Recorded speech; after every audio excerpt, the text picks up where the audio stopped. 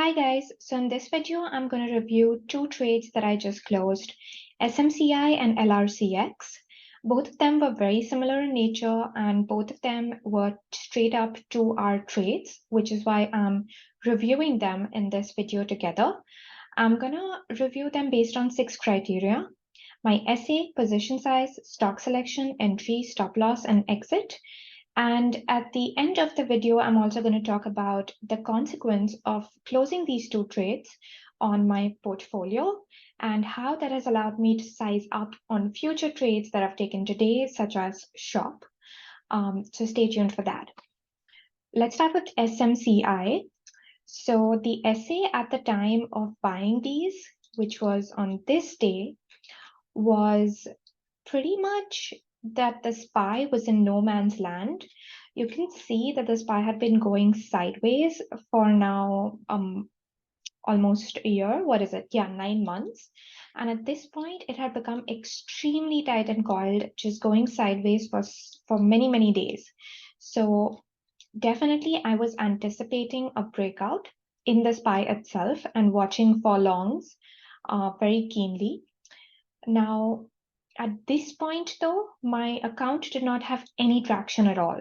So I was still trading 0.12% risk of total equity trades. And on the day that I bought SMCI, you can actually see that. So this is my tweet when I entered the trade. And as you know, I post all my entries, exits, stop loss movements, etc. So I noted that the risk was 0.12% of total equity. And my reason for selecting this stock was that it was an earnings winner and an AI stock. Now, let me just go back to the chart of SMCI because this is something of an unusual case. Now, generally, I don't take stocks that are so extended or up more than 3 legs in a row. But I made another video on why I was making an exception for SMCI, and I'll link that above as well in case you're interested. But basically, it was because it's an AI stock and AI is the hottest group right now. So that is why I made an exception and was watching this very keenly. And when it went sideways for quite a few days, I was eager to enter on the break of the previous day's high. So I think in terms of stock selection criteria and SA, everything was fine. Last thing to note here is just the relative strength in SMCI. Even though the SPY had been going sideways for 9 months, the pink line, which is the relative strength of SMCI, was making new highs every day. So this was another reason why I had made an exception for this stock and held on to it, despite it being a bit extended. Held on to it in my earnings winners watch list, that is. Now, let me judge my criteria for entry.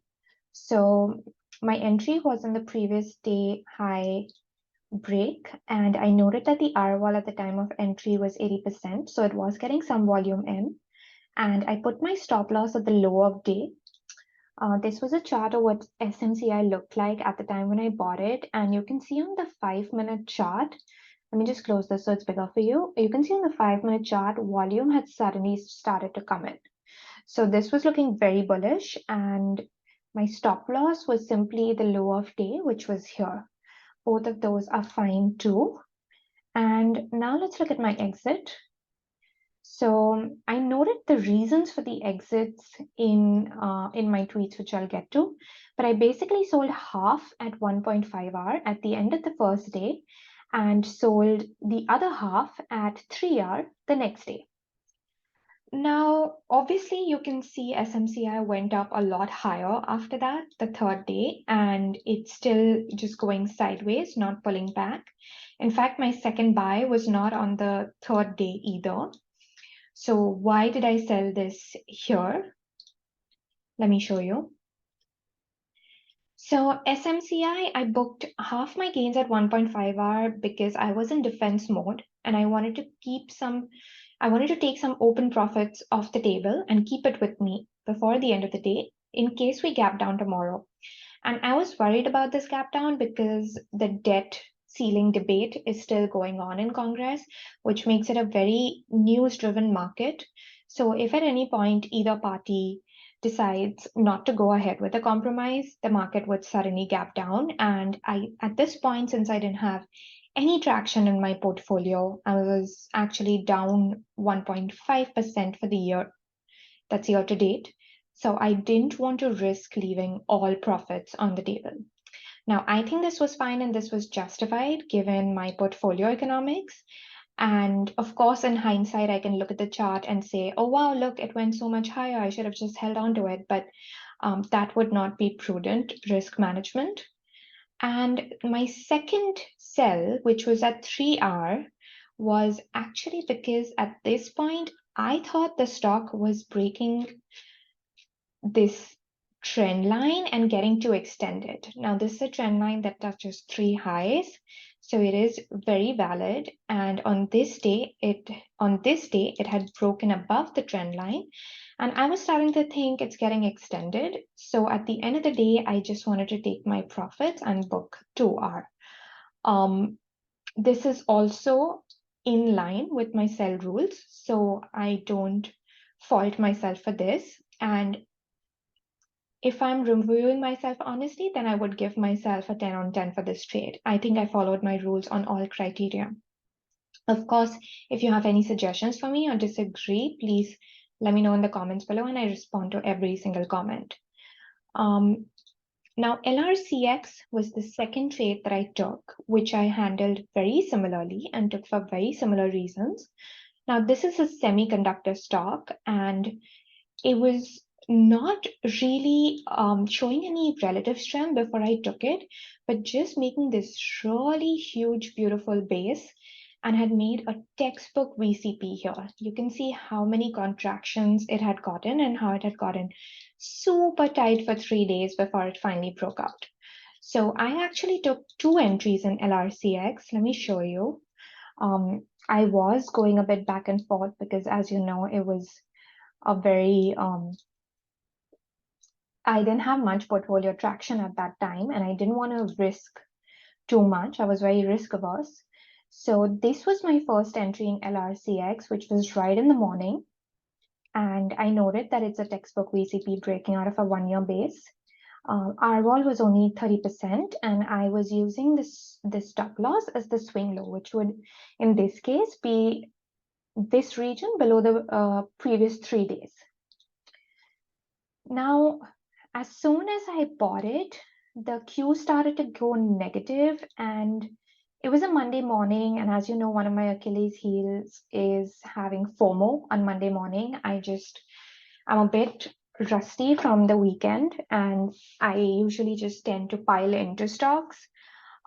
So I'm always a bit more critical of myself on Monday mornings. And I thought this could be another case of my Monday morning FOMO. And then when I saw the Qs go negative, I just scratched this trade off at break even. But what happened was the LRCX continued to keep going up. And let me show you the 5-minute chart at this point. So this was where I entered, this is where I exited, and then it just kept going up. It actually never looked back. So what I did do was re-enter the trade. And this time I put my stop loss at low of day, which still gave me a good RR. And the stop loss at low of day at this point made sense because the stock had proven itself. It had broken out, gone up quite a bit, and was showing no signs of pulling back. And in fact, it didn't even touch the VWAP on the 5-minute. So this was a good entry, I would say, and a good use of stop loss. And I noted that I love the way it's holding up, and semis in general were also breaking out on this day, which was huge. Also, my watch list breadth had improved and half the stocks had gotten green for the day.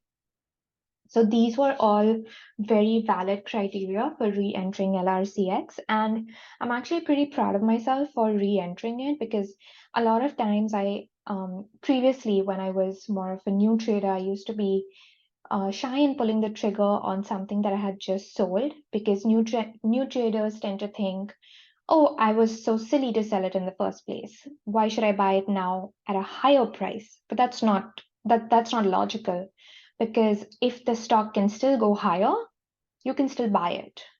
And in fact, it's proven itself. So the odds of it working are even higher now.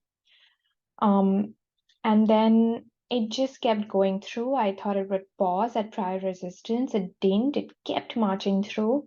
I moved it to break even. And then let me show you where I sold it and why. So I sold the first 1/3 at 1 hour. And that was again because I was still in defensive mode, portfolio economics, didn't have any traction, SA was bad. Then I sold another 1/3 at 2 hour. And then I sold another 1/3 at 3 hour.